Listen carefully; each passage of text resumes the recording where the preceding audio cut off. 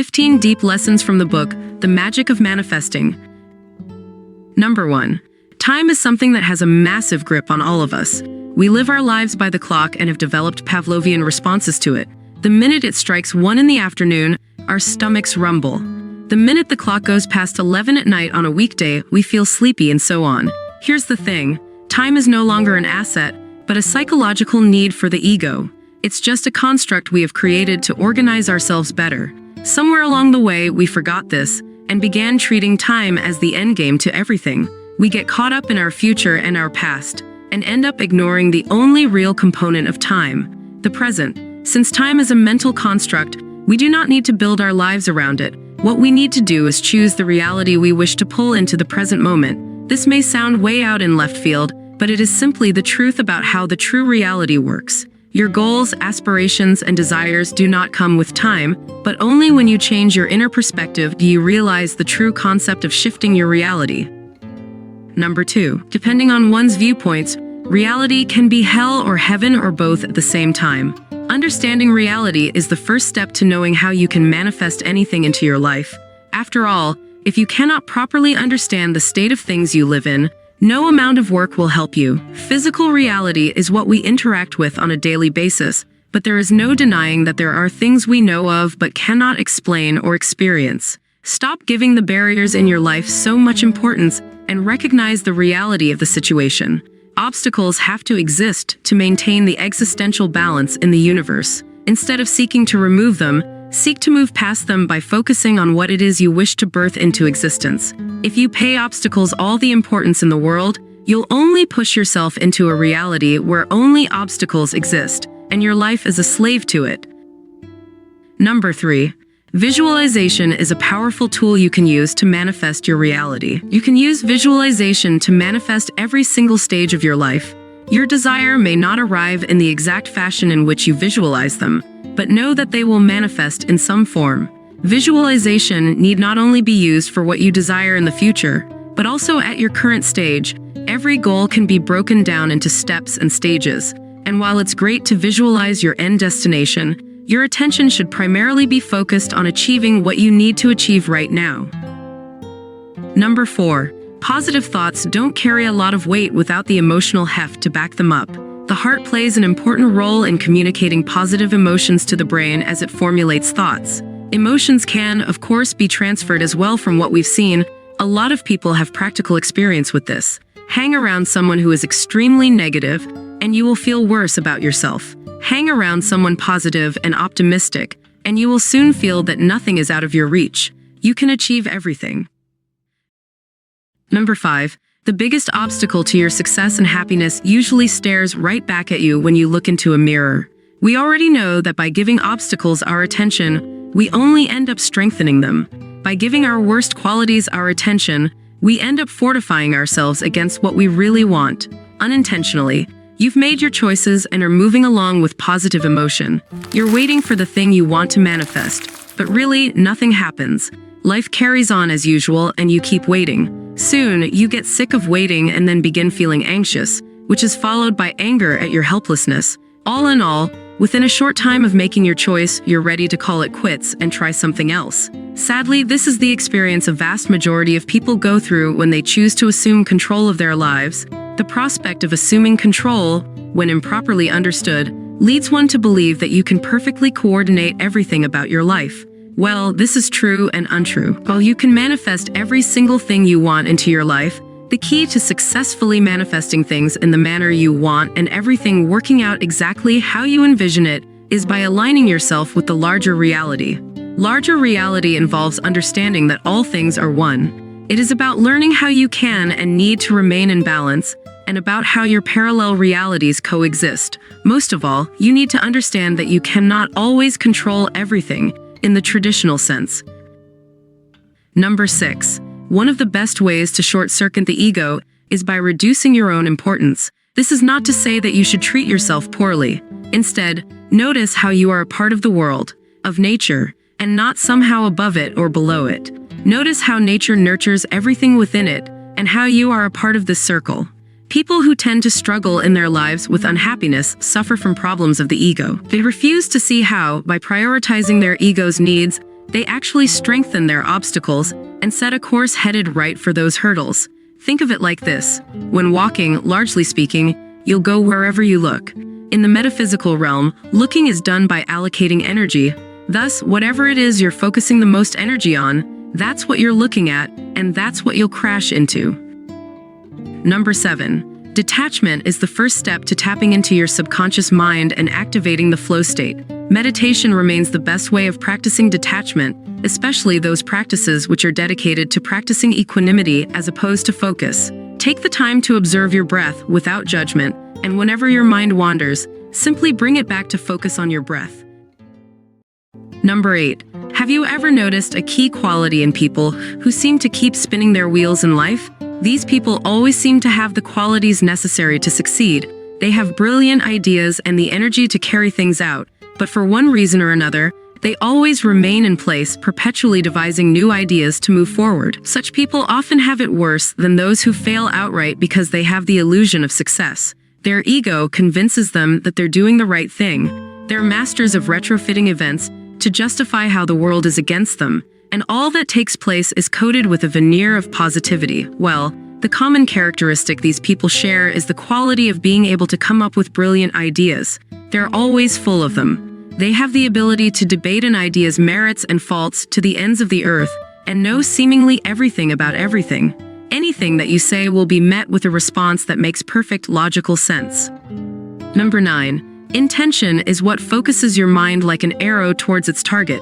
It is your reason for doing something. While this sounds a lot like what a goal is, in reality, intentions are like the impetus, while goals are the destination. Intention is what pushes you forward, relentlessly.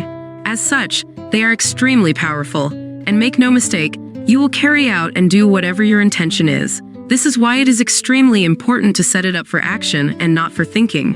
If you were to observe the most successful people in our world, be it in terms of financial wealth or happiness, you'll notice that their intention is completely focused on doing, not talking.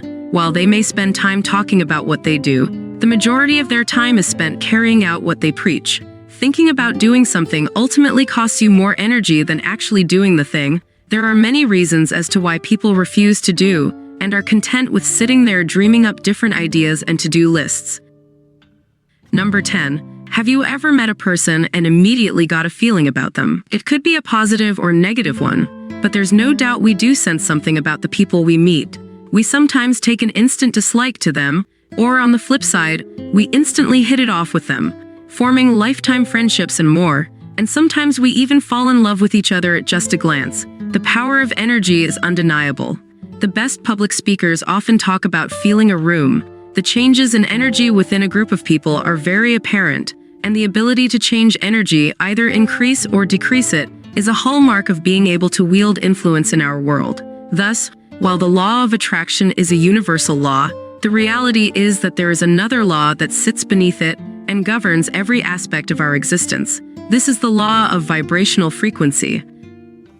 Number 11. There is a famous quote by Einstein, where he says that the definition of insanity is doing the same thing over and over again and expecting different results. In order to change your outer reality, you first need to change the reality that is within you. This is just a way of saying that you need to vibrate at the level of the energy you want within you, in order for it to manifest around you, through the law of resonance.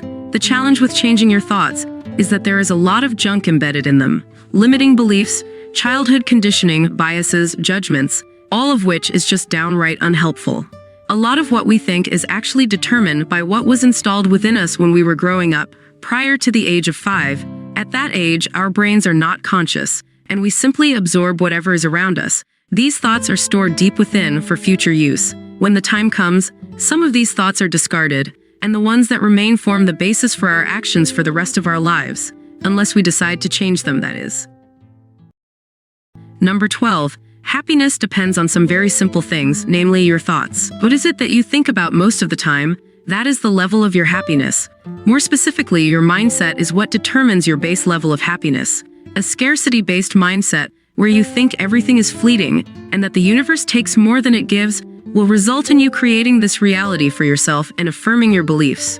You will create your own truth. Happiness depends on you adopting an abundant mindset and thus creating it for yourself. Once your basic needs are met, Happiness revolves around how you choose to spend your time. In other words, what is your true purpose, and how closely aligned to it are you? Pursuing that path and realizing your progress along it is what constitutes one of the pillars of true wealth. Number 13. How to change your scarcity mindset. Let's say you and I are eating pieces of a delicious apple pie. Both of us love the pie, so we're not experiencing any diminishing returns just yet, and before we know it, there's just one piece left. Now, both of us want this piece dearly, and all of a sudden, it's you versus me, and we've turned adversaries temporarily, all over a piece of pie. This is exactly how people live their lives, largely speaking. They believe that the world is one large pie, and there isn't enough for everyone to go around. If someone takes a larger piece, it means that the rest of us have to be content with smaller pieces. Thus, everyone is an adversary, and win-win situations simply don't exist. In order for you to win, someone must lose. Pretty soon, instead of focusing on how you can win, you focus on defeating someone else. Success that is achieved in this manner, if it ever does come, is a slog and grind. There is no purpose to it, and it doesn't get you out of bed in the morning. Number 14. Contrast this with an abundant mindset that sees the world as it truly is. In an abundant mindset, the metaphor of the world being one large pie is a fallacy in itself. The rationale behind this is that if we are co-creators of our world and can design our life to be whatever we envision it to be, then how can there ever be a limited supply of anything? Only those who believe that resources are finite will ever believe in such nonsense. In order to live larger lives, you need to simply create it. Believing in your ability to create this is the basis of the abundant mindset. We grow up around scarcity when we're kids. If you're like most people, you were taught that money doesn't grow on trees, that in order to come first in your class, someone else needs to come second, and so on. While competition is a good thing and can be healthy to an extent, our school systems turn them into something they were never intended to be, a rat race where we are pitted against each other. The beauty of abundance is that by adopting this mindset, you will create more of it for yourself, since you will manifest what you focus on the most. Focus on scarcity and you will continue living in that vicious cycle of not having enough. Focus on abundance and how you can create your own opportunities, and you will be presented with more as a result.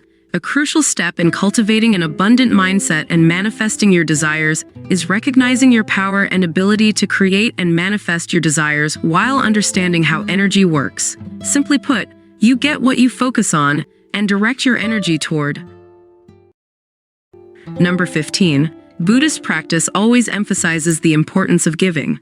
Look around society and you'll often find that the happiest people are those who give back to the community. There is, however, a danger of giving for the wrong reasons. Too many people look at charity as a means of inflating their egos and don't give with the right intentions. The act of giving opens up your mind to abundance more than anything else because it teaches you that you can literally afford to give things away. In other words, you are prosperous. No matter what problems you think you're dealing with, you can still afford to improve someone else's life. According to Buddhist thought, the act of giving is far more powerful when it is carried out in favor of someone who is worthy, as opposed to someone who doesn't deserve it. Now, this could be misinterpreted to mean that the poorest in society do not deserve charity, which is certainly not the case. If you haven't subscribed to our channel, you probably will not see us again. If you have, congratulations, you are growing every day.